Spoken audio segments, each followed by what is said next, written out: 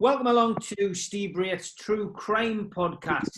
And my special guest today is somebody who you might have seen on television on a program called Inside Prison Britain Behind Bars. It's Tony Gooch. Hi, Tony. How are you? I'm not too bad, mate. Yourself? Yeah, very good, mate. Very good. Thanks for coming on and agreeing to chat. We're going to go through a little bit of your life story, and then we'll have a look at what it was like to be the centre of attention, I suppose, from your perspective on that programme, and then we'll look at what you're doing now. So, just tell us a little bit about yourself. Where were you brought up? I was brought up in. I actually moved to Shepperton, a place called Shepperton, which is in Surrey, which is right next to Sunbury-on-Thames. And then around about 12, 13, I moved to Sunbury, and I was right on the border between Feltham and Sunbury-on-Thames. But that's predominantly where I grew up. Yeah, and did you have a happy childhood? Were you, did you grow up with, some happy childhood memories?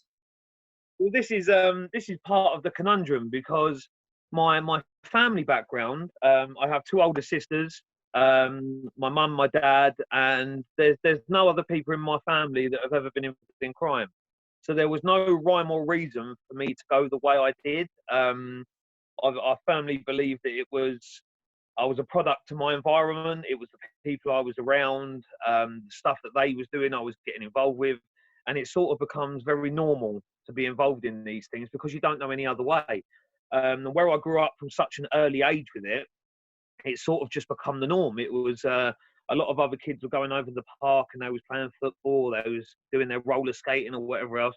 We would go out and we was absolutely obsessed with motorbikes. That's where the whole theft sort of started for me in my my criminal record. Was it was just motorbikes. It was motorbike after motorbike, and it was just get a bike, go over the field, have a laugh, and that's where it started. And it was just for fun in the early days. I mean, a lot of people do that, in neighbourhoods up and down the country, and I suppose what you're looking at is fun. The police look at as being naughty. Well, and that's part of the problem. I think there needs to be more from the police's perspective to do with young offenders. They need to realise that a lot of these offences that are committed in your early teens are just for amusement. But like you say, the police don't look at it like this. I can see it from their side as well. I think it's important to have a perspective from both sides. And I can see it from their side. They could obviously see what it leads to, because no doubt they've had other young offenders that started off in exactly the same way and have gone on to be career criminals as such. So I can see their side of it, but I think there should be more support from the police and from other organisations at that age to try and get you on the right track and steer you away from what you're doing. And I didn't have any of that. What was your first run-in with the police like, and how did you feel about it? I can remember the first time I ever got arrested, and I think I was about 13, 12, 13, and we was stealing a motorbike from out of the front garden in broad daylight. Someone saw us, they rang the police, they all turned up, we got arrested. And even then, it's kind of, you always watch these sort of old school gangsters, like my friend Vic Dark, he'll tell you, back then, the attitude towards crime was very different to what it is now. And I think when kids get involved in crime now, it's to amuse themselves, it's to keep themselves occupied. And it was exactly the same for me. I just wish there had been more support systems in place to steer me in a different direction. And with probation, my first young offenders stint, I didn't have any support. It was kind of, you've done wrong, this is your punishment, and now you're free to go on your way. And there was nothing there to guide me. I mean, my mum and dad were a typical mum and dad. I would obviously get a massive bollocking when I get home. I'd get grounded. I'd have things taken off me, like my computer.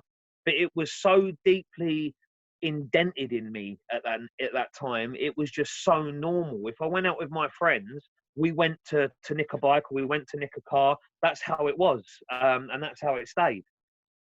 Yeah. What were your parents' thoughts? You say you got a bollocking. Well, what were your parents' thoughts when the police were first coming to the door and saying, your Anthony's been in prison? Well, I'll give you a sort of outlook on what it must have been like for my mum and dad. So as far as I'm aware, I was the first person in Surrey to have a curfew that went from it started at Monday evening at 7 o'clock. I was allowed out from 7 in the morning until 4 o'clock in the afternoon. And then on a Friday at 4 o'clock on the Friday, I wasn't then allowed out until 7 o'clock Monday morning. So I was basically under house arrest at the weekend. Now, we would get squad cars turning up when they've got like these little lights on the side of their vehicles, like powerful torches. They would light the front of our house up at 3 in the morning, and they would bang on the door to make sure I was there. Now, my mum and dad would be like, "Why are you doing this? Like, this is unacceptable. You're not. We've got work in the morning." Now, unbeknown to me, mum and dad, I used to go out of my bedroom window, down the drain pipe, and I'd be off with my mates. And the amount of times I just managed to get back up the drain pipe and in my bedroom and into my pajamas before they knocked on the door, it happened quite a few times. So they knew I was breaching the curfew, but they could never catch me. And it was kind of like cops and robbers, as you would say. But yeah, it was very amusing back in the day. Yeah, it sounds it. What was your first experience of a Young Offenders Institute? The first young offenders I went to would have been Reading Young Offenders. I can remember I went in, I wasn't doing any sort of weightlifting at this time, and I was very tiny as a kid, very, very tiny. And I can remember going in and it being very daunting, sort of the bravado that you hear, especially with kids nowadays that haven't been to prison. You sort of hear the bravado of, "Oh, it's easy in there, I'd be fine." And until you're actually in there, it's not so much the routine, but it's the emotional impact that sort of sets in that everything you know is gone. And that's the hardest thing I found when I went in. You're so used to being able to go down and grab something to eat from McDonald's or go around your friend's house to amuse yourself, and all of your possessions they're taken away. They're gone. So it's very difficult to adjust in that respect. I mean, I've always got on with people. If you put me in a room with 100 people, I tend to get on with everyone. I don't see the point in bickering. I don't see the point in arguing with people. You're better off getting along, making your time easy. But when you're in a young offenders at that age, it doesn't always go down like that. You always get groups that are from other areas. They want to start trouble, or they're selling drugs, or someone gets grassed up, and you sort of get dragged into it. And it sort of become apparent early on that I've always had a problem with authority. I don't like being told what to do. So for me to go from the streets into a young offenders institute, and I've got this great big 6'4" screw in my door screaming at me, "You can't do this, you can't do that."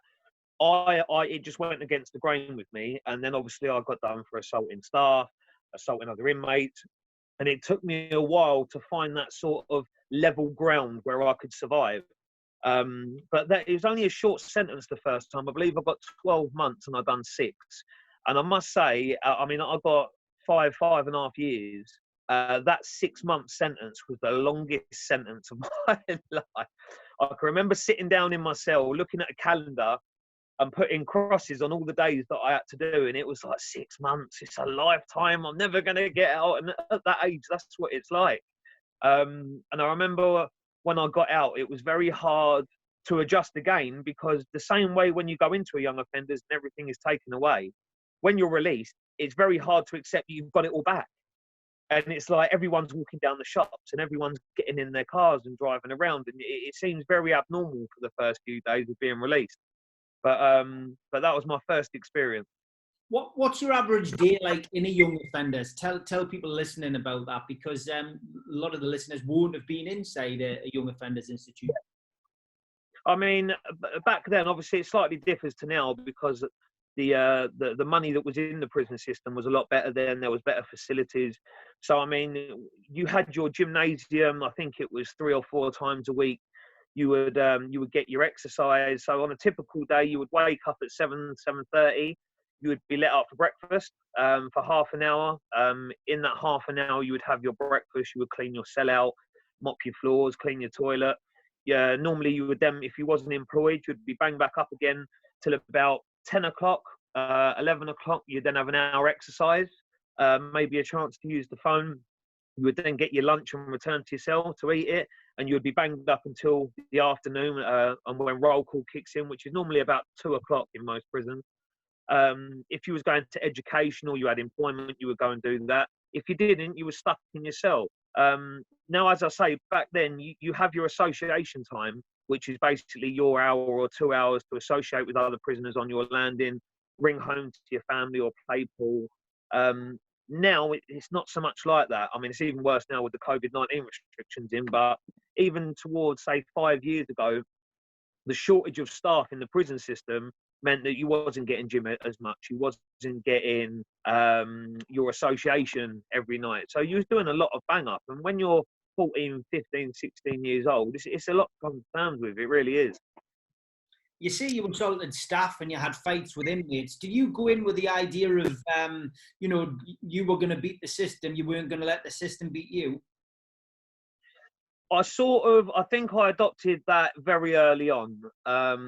But unless you're brain dead and very unintelligent, it's like betting against the casino. The house always wins. The prison system is very vast. It has good funding in respects of you're not going to escape from a prison unless an opportunity arises to take advantage of. But normally that wouldn't happen. The prison staff that are there, their day-to-day job is to deal with unruly teenagers that have gone against the grain outside. So they're fully equipped to deal with you inside. I mean, you can go up on the roof, you can protest, but where's it going to get you in the long run? And it doesn't actually get you anywhere. So later on in life, I found it was much more beneficial to have a rapport with the staff, to try and get along with the staff, to gain employment within the prison, because that in turn gave you more freedom within the prison, because you was a more trusted prisoner. So I think, all in all, I think to fight the system nowadays, I think you're fighting a losing battle. Did you, you know, did you quickly get on the ladder with regards to, you know, the currency side of things in there? Because obviously your first time in a young offenders, you know, you're wet behind the ears, and you know, I suppose you either sink or swim. Did you have a bit of advice? Did you know what to do? I mean, I adopted the same attitude inside as I did outside. I mean, you get these kids, and this is something that I try to drum home to all of the kids that I speak to now, and that you may be the number one where you're from. I mean, I've met people from all over the UK. I mean, I met one individual I remember as a young offender, and he was from Banbury.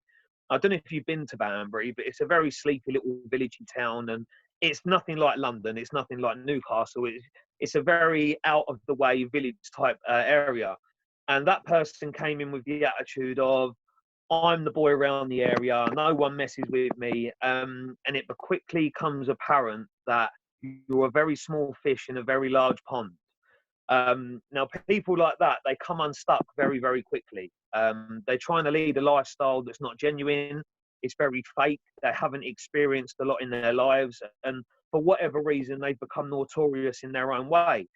Now, with me, I was doing so much stuff in and around the times I was in and out of prison as a young offender. My attitude was that if someone done something to you outside, you always had to be willing to go further than what they was in respects of retaliation or an argument. Now, people may say, well, would you kill someone? Now, I would like to say that that would never happen, but you don't know in what circumstances or what situations may arise where it could come to that. Now, this is what I don't get is with the London crimes and with the knife crime that's going on, it seems to be that a lot of it is for profit. So it could be that someone owes someone money, they'll pay a third party, we need him punishing, I'll give you $1,000, go and stab him. So I get that side of it. The side that I don't get is these kids that they're reacting and going, it's completely disproportionate, the actions as to what the argument is. It doesn't make sense to me. It's like someone owes a bit of money, so go and stab him to death. It makes no sense to me. But this is what's happening. I mean, in prison, there are weapons available. You can get a weapon. You can make a weapon. With me, I think I sort of gave off that aura that if you was to start something, it wouldn't get left. Which for me as a prisoner is exactly where you want to be. You don't want to have that aura of vulnerability about you. You don't want people to walk past you on the landing and think he's an easy target. If you're giving off that kind of vibe, you're going to get taken advantage of in prison. The other way that people go around it is to give off a false demeanor that I am this and I am that, and when really they're not. And then people quickly get found out as well. So for me, I was basically myself. I didn't go looking for trouble. I didn't like to start trouble. But if trouble found me, it was dealt with swiftly and sharply. And you had to make sure that it was done in such a way that other people got the message from what you was doing and the way you was retaliating. So for me, it's just simple mathematics. You need to be willing to go further than what the other person is. Those early days in the young offenders institution certainly, you know, will have taught you how to cope with trickier days ahead. You didn't learn your lesson, or you did get into further trouble, and you know, you progressed a little bit, I suppose, up the criminal ladder. So, you know, why did you continue to offend? Well, I mean, this is what I spoke about with Sean. It's you sort of, I can't remember the exact time in my life when it happened, but it sort of goes from being fun to being for profit. Now, as soon as you realise you're good at something and you're making money from it, no different from somebody starting a new business and the business is doing well, you sort of pursue that as a career. Now, when you're in that criminal underworld and you gain the reputation of being able to get money back off people, or being able to dish out punishment to people, or to obtain stuff that other criminals can't, you become a high commodity in that area. Now, with me, I was dealing with so many people up and down the UK. If someone was after something and they couldn't get it, it'd probably be someone like myself that knew someone that could get it. So you would then link two parties together and you would earn a drink out of it. If it was down to punishment or debt collecting, as soon as you start to get debts back, you quickly gain that notoriety where if someone loses money, it's like, well, he gets the job done, he gets the money back. So you sort of get floods of offers coming into you, and it's sort of, before you know it, it's your occupation as such. For years, I watched my close friends getting up. They would go to work as a bricklayer, and I'd lie in bed and I'd think, you're absolutely nuts. You're getting up at 6 in the morning, it's pissing down with rain, and you're getting 500 quid at the end of the week. Whereas I could jump on the phone in the morning, stick it on a few people, and I could earn what they're doing in a couple of hours. So it was sort of a no-brainer for me. The problems begin when the police clock onto what you're doing. And as soon as you become a target from the police, you sort of jump up the ladder. So you go from having your normal PC plod knocking at your door, giving you jip, and the normal CID, to having national crime agencies looking at you, such as the soccer and the flying squad. And as soon as people like this are on you, I don't care how good a criminal you are. I mean, I've met all sorts of criminals. If they're on you, especially now, you haven't got a clue. I mean, all these kids, if someone was following me, I'd say, you ain't going to have a clue. They'll follow you, they'll monitor your phone calls, they'll monitor your texts, your social media. The last thing they do in a case is arrest you. And this is so hard to get this across to kids. They sort of have this attitude of, well, I've covered all my tracks, they haven't got a clue. And trying to explain to someone that the investigation goes on, the last thing they do in that investigation is arrest you. And there's a reason for that. That's because they're building a case for the CPS so that it gets to a point where if they arrest you and you think you're clever, you're going to go no comment in your interview, they know in themselves they've got enough evidence to charge you whether you do a no comment or not. So it's sort of, a lot of the kids nowadays, they'll be like, oh, they're not on my phone. I change my phone every couple of weeks. They don't know where I live. And the majority of the time they do. There's so many snitches and informants now, and with the way that they can electronically survey you, there's 100 million ways they can get you nowadays, and it's just not worth it. You covered this a lot on Sean Atwood's podcast, and it's well worth a listen, guys. If you get a chance to, get yourself across to Sean's channel and have a listen to Tony's interview on there. But you were taxing people, and I suppose the way I understood it when I listened to it, it's a bit like Robin Hood. You know, you were targeting those who were profiting from maybe drugs deals, and you were just taking the money off them. Well, it is. I mean, no matter what area you go to, you've always got a group of individuals that are known in that area. No matter where you go in the UK, there's always a group of individuals that people will go to if they can't go to the police to sort out their problems. Now, what comes with that is territory. Now, when you're growing up, I mean, you would have been no different. I mean, you had the Felton boys and the Sunbury boys when we was at school. We'd always meet up, we'd have punch-ups and beat the absolute crap out of each other for no apparent reason, I might add, but it was fun. But then as you get older, I sort of become friends with the same people that we was fighting against. So the criminal world is so small. Now, where I grew up in, like the Staines, Ashford, Sunbury sort of way, there was other people that was active as criminals, but we knew them all. So when you would get little Joe Bloggs that decided to turn 18 or 19 and he thinks, right, I'm going to start selling a bit of gear. What they don't realise is that everyone they sell this gear to, they then start ringing us saying, oh, this person's doing this. And because we've got the clout in the area, we could just attend that person's address and say, oh, what are you doing?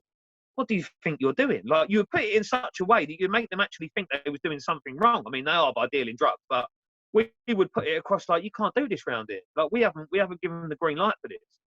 So now it's a case of you either pay us each week to continue what you're doing, or we just take everything off you and shut you down. And if we find out you're doing it again, we're just going to keep coming back and taking it off you.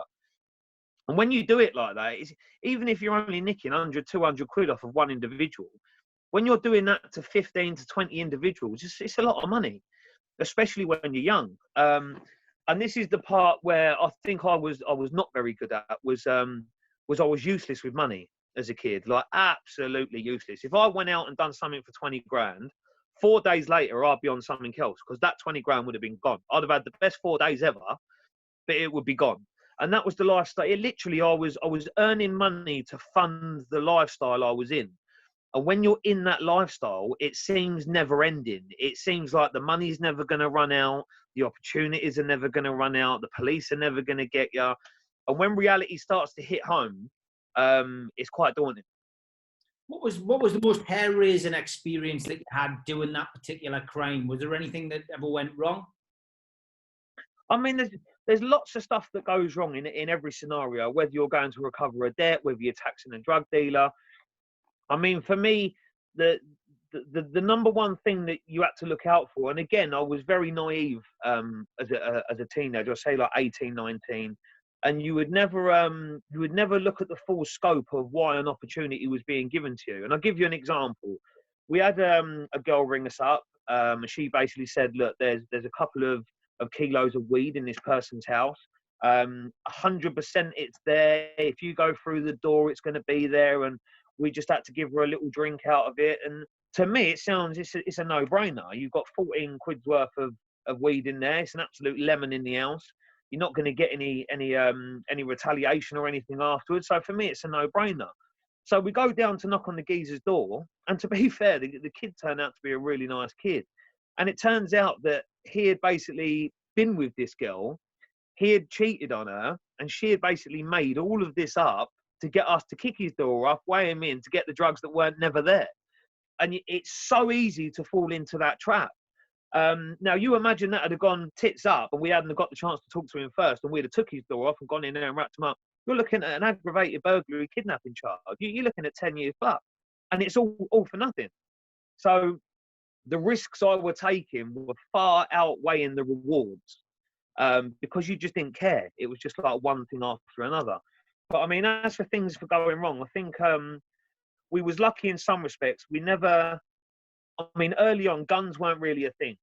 For our age groups, it was more knives and bats and axes and things like that. So if you went through the door and you had your vest on, you weren't really too bothered about getting stabbed in the arm or anywhere like that because it wasn't going to kill you, hopefully. But we never really had a lot of that. And I think a lot of that was once people realise who's at their home, they know the headache that's going to come with it if they retaliate. So I think a lot of it is sort of just get it over and done with, give them what they want, and I won't ever see them again. And that's kind of the attitude a lot of people took. And like I said to Sean, when you go in, you never know what's going to happen. I've had people hiding in wardrobes, under beds, in the lofts. They come out with knives, they come out with bats. We've had people jump out with a gun. You just don't know what's going to happen. You really don't. What's that like when you're faced with a gun? I know that's happened to you on an occasion. You know, what did that feel like? I mean, the attitude I always had was if someone pulled a gun, you have to react very quickly. And don't get me wrong, it's only in certain circumstances where you can actually react to someone with a gun, and that's if they're standing right in front of you. If someone pulls up in a car and they undo the window and pull the gun out, there's not really a lot you can do apart from try and take cover to get out the way of the bullets. The problems lie with guns is when people, if you walk into a situation and they're expecting you, someone's laid up somewhere. If you've only got a knife or a bat on you, if someone pulls a gun on you and it to all extent and purposes looks real, it looks loaded, you're in a bit of a predicament because it takes one shot to end your life. And then you sort of going down the road of, is this worth getting shot over? Do I need to just lose face a little bit here just to get out of this situation to remedy it at a later date? So, I mean, for me, I definitely think I've got something wrong with my brain. I never had the fear factor. I mean, anyone that knows me knows what I was like as a kid, and I just had no fear whatsoever, whether it was jumping off a motorway bridge into the river, driving an R1 up the high street at 130 mile an hour, no helmet on it. I just never had that fear whatsoever. But I think a lot of that was instilled in me as a kid from where we used to go out touring the cars and nicking the motorbikes and crashing into each other. You sort of become numb to it and numb to the reality of your actions.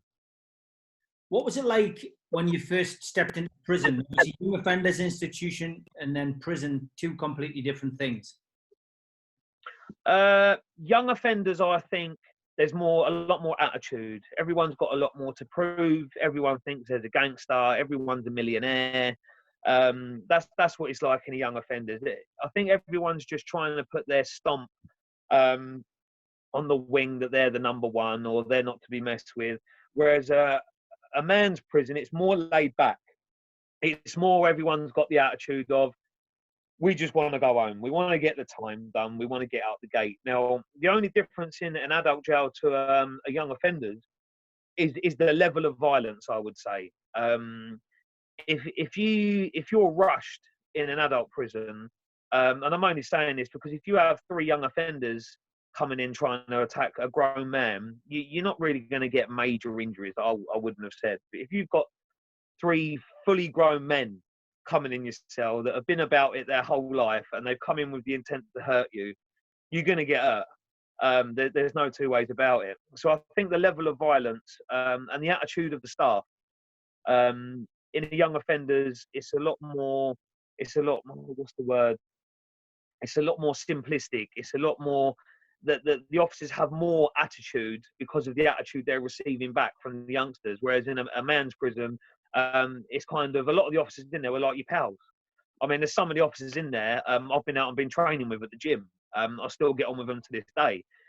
And this is another thing I've never got my head around. I've seen on other documentaries, you'll get prisoners going into the prison system and they're like, well, it's us against the screws or it's us against the police. And I've never had that attitude. Now, whether that's right or wrong, I don't know. But for me, it's like cops and robbers. A policeman's been given a job to reduce the amount of crime in the area that they're working in. Now, if you're committing offences, part of his job is to catch up. Now, my job as a criminal is to not get caught. So when you do get caught, I've never got this, oh, I'm going to kill you or I'm going to find out where you live. The geezer's doing his job. If it's not him, it's going to be someone else. And it's the same with prison officers. Now, don't get me wrong, you get prison officers that are absolute wankers, that their attitudes stink. Now, my advice to people that go in and they meet people like this, just give them a wide berth. No one's forcing you to talk to them. But as much as there's bad staff, you'll get good staff. I think it's very important for people to know that at the end of the day, they're doing a job. It's not a very nice job. I know I wouldn't want to do it as a job. They're supporting their families and they're doing the best. And it's just kind of no different if you was outside to inside. It's rooting out the good ones from the bad ones. You mentioned on Sean's podcast a horrific incident where a guy suffered severe burns to his face. Can you just explain what that was? All it was it was in an HMP High Point. I'd been ghosted there from Blunderston, which is up in the Norwich sort of area. And this geezer was ginormous. I must say that. He must have been 6'4", 6'5". He was a lump. And I don't know the reasons behind it, but there was 5 individuals that jumped this young Asian kid on the exercise yard. They give him a right hiding. A couple of weeks had passed from the incident. No one had been arrested for it or been taken down the block. And this kid basically come to us and said, look, I'm going to get every single one of these back, and I'm starting with him because he's the biggest one. And he literally, the kid had been in the classroom. And you know, you've been there yourself. You get a prison kettle. Now, obviously, when you click the kettle on, it boils and turns itself off. He literally sat in the classroom and just repeatedly boiled this kettle. It had a whole bag of sugar in it, so you can imagine the temperature of the water has been clicking on and off. And when we come outside, he literally stood the other side of these flappy doors. And as soon as he come through, he gave the whole kettle in the side of his face. And to this day, the only way I can describe it is a candle, because that's exactly what it looks like. I don't know for anyone that's seen skin being burnt off of someone's face, but the heat actually turns it into like a liquid. But as soon as it comes off your face and it cools, it sets wherever it is. And it literally looked like a load of candle wax on the wall, and the scars that the boy had from it. I mean, he was a black fellow, and he just had white scarring all over his face. And it must have been about 2 years later, I was at a music event in Bedford, and a well-known drum and bass MC that I know came in to do his set, and he actually came in with that individual, and I saw him, and I was speaking to him, and even to that day, the scarring on his face was still very visible. And this is what a lot of people, they sort of neglect. They sort of, you get these people, they'll go into prison and it's, I'm not going to be messed with. Nothing can happen to me. I'm part of this group. No one will mess with them. They know who I know. People don't realise that not everyone's the same, and not everyone cares about who you know, and no one cares about who you've got around you. When you're in prison, there are going to be times where you are vulnerable. There are going to be times when you're on your own. And it's these times that these people will take full advantage of. And in that case, that's exactly what happened. There's a lot of situations erupt in prison. There's so many different ethnic minorities and, you know, so many different groups in there who tend to keep to themselves. Did you have any violence in prison with any of these different groups? No, I mean, right up into the last one for the armed robberies. I mean, there was a lot of gang violence going on in there. Now, again, even for me, I mean, I'm 36 now, and to understand that a group of people don't like another group of people because of their postcode, I don't understand it. I don't get it. I just don't. I don't understand it. Now, I know the origins of it.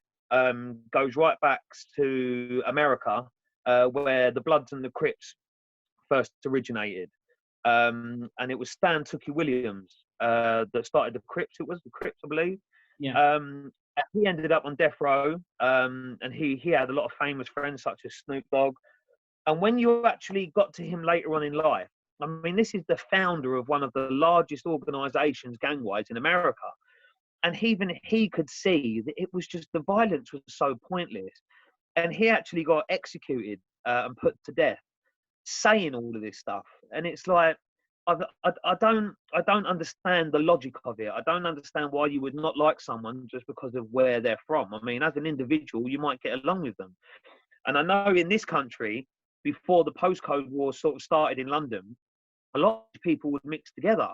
They would go to music events, they would go to raves, they would all see each other. And then all of a sudden it was like, no, you're from that side of the road. I mean, very similar to Birmingham, where you had the Burger Bar and the Johnson crew. It was one main road separating them. It's like, what's happened to make you all hate each other so much? Now, there's always a reason for an argument starting, but I've never got why that argument can't be sorted out. I don't get why it's passed on to generation after generation. I don't get that, and to this day, I still don't get it. Yeah, me neither. Obviously, this, you know, TV crew came into the prison. You were in for your final sentence, and you know, they were filming the program that I mentioned. You know, giving the general public an insight to prison, you know, prison as it was, and the inmates as well as the staff. First of all, what did you and the inmates make of the TV crew coming in? Were you excited about it? Was it something you weren't really interested in? And why did you why did you end up being a focus of that documentary? I remember I was asleep. Someone came running into my cell and said, "There's a film crew on here." And I was like, well, just don't walk in front of the camera. And I thought it was like some sort of training video or something like that was making for the prison. and they came on, and no one would talk to them. Mr. Walker, who's the SO on that wing at the time, he basically come to me and said, look, will you talk to Jamie? He's doing an ITV documentary called Britain Behind Bars. No one on the wing will talk to them. So I had a discussion with Jamie, and I sort of felt that the documentaries that I've seen on TV, they have a habit of dramatising them. So they sort of take something you've said and they'll twist it to suit their program, and it can sort of paint you in a different light as to what you really meant on the camera. So I was very reluctant to be on camera because I felt that's what would happen at the editing stages later on. He basically assured me, look, we're not out to do this. We want to get a genuine glimpse as to what it's like in prison. And I mean, I've had reports back now that the prison were very unhappy with the way that it was portrayed in there. It was kind of portrayed that the inmates had more power than the officers. Now, I can understand their frustration at that, but I must say that even though you're in a prison and the prison guards are there to keep you in, it's very important that there's some sort of relationship between staff and inmates, because if there's not, that's what leads to rioting. That's what leads to a lot of fights. That's what leads to a lot of people being unsafe on the wings. So I think it's imperative that the inmates, even though they're in there serving a sentence for something they've done wrong, but what you have to remember is they're paying that price. They've given their liberty to pay the price for what they've done. So you can't take that away from any prisoner. You'll get a lot of people that don't get into trouble saying, well, they're prisoners, they shouldn't get this, they shouldn't get that.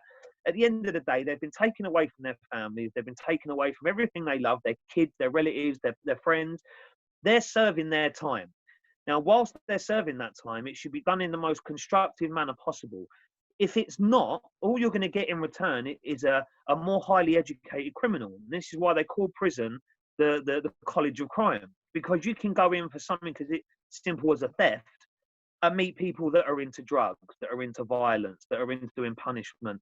And it's very easy to make those contacts and then come out and pursue them at a later date. So the prisons, for me, don't do enough to rehabilitate prisoners, to try and steer them on a different path when they're released.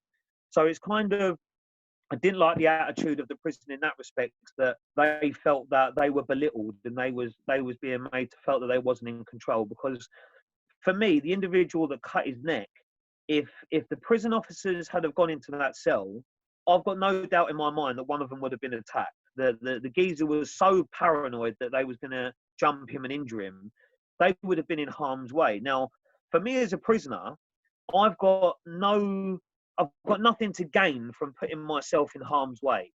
I've got nothing to gain by going in that cell and risk getting stabbed. I know my family wouldn't appreciate it, and my friends. So for me, it comes down to how you are as an individual. And in that instance, it seems stupid for them to put themselves in harm's way when I knew I could go in there and talk to him and calm him down, get the knife off of him and get him the treatment that was needed. So for me, it was the sensible thing to do. And I think that the prison should have a similar sort of outlook on that. Yeah, I mean, it's a fascinating part of that program. I'm sure people will be able to pick it up online somewhere. But, you know, the situation you're talking about, of course, is when that convicted murderer, as you say, was quite paranoid, was attempting to self-harm, and you went in and managed to calm the situation down, and no doubt you helped his life. Was that kind of thing common in prison, self-harming and that kind of thing? Oh, it's extremely common. I mean, the self-harm in prisons now, I mean, it's doubled over the years. I mean, the main reason for this, and I still believe this today, is the spice epidemic. Before spice came around, you sort of had your heroin, your cocaine, you had your weed, your puff. They were your main commodities for drugs-wise in there. As soon as this spice was released, it was kind of, I can smoke this and be in a coma for 6 days. Woke up and I'm 6 days closer to going home. It's like I can't even remember the last 6 days. So I could see the attraction to the drug. The problem with it is that it's so addictive with people smoking it that you would get people moving onto a wing and they would tick off of all of the different people that were selling it. And then when they couldn't pay, their objective now is to get off of that wing as quickly as possible because everyone wants to kill them because they owe the money. And a lot of the times they will self-harm, get off of the wing, because you can imagine if you're a prison officer, you're left with the conundrum of, you work in a wing, you're trying to keep the peace, and you've got 20 different prisoners all saying, we've got to move, we've got to move, you've got to get us off the wing. Now, they're not going to keep doing that over and over again, otherwise everyone will start doing it. But by not moving them, they then escalate the situation by cutting themselves and saying, right, I'm going to kill myself. Now they have to move them because it's their safety, and they have the duty bound to care for each prisoner and to look after them. So they would then get moved to another wing. They're doing exactly the same thing, and then they're self-harming again to get off of that wing. Before you know it, you've had one individual that's on a 6-month sentence that's had like 6 or 7 self-harming incidents. And it's just, it's no good. And I mean, there's not enough in prisons for keeping people off of drugs.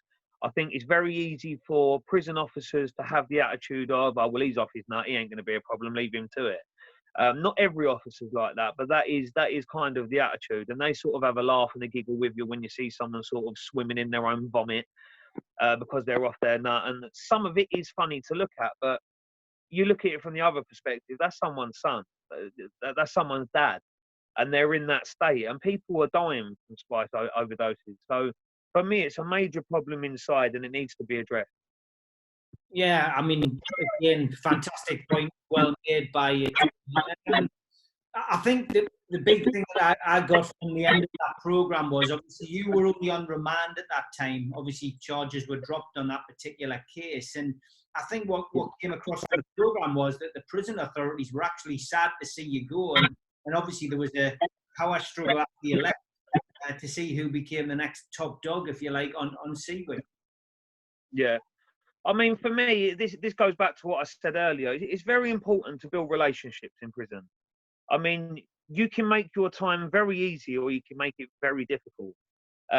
If you're going into prison with the attitude of, fuck the screws, fuck the system, you're going to have a rough ride. And you are going to have a rough ride. And let's get it straight. I don't care if you're King Kong. If you get the TSGs open that cell door with the shields, you are going to end up flat as a pancake against the back wall. You are going to be stripped naked, and you are going to get dragged there first down to the segregation unit. That's a reality.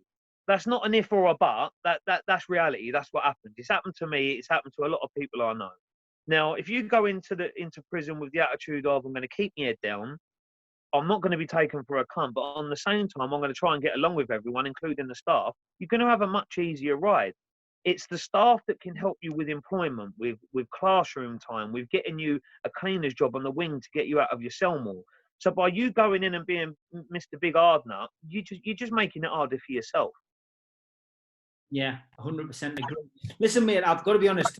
It's been fascinating speaking to you about your past. I think what I can gain from it is you're a really intelligent guy, and you know, you've screwed your loaf on, and you've realised, you know, the particular path you were going down was the wrong one, and you've managed to reroute yourself and come onto a different path. So let's talk about the positives now before we finish off.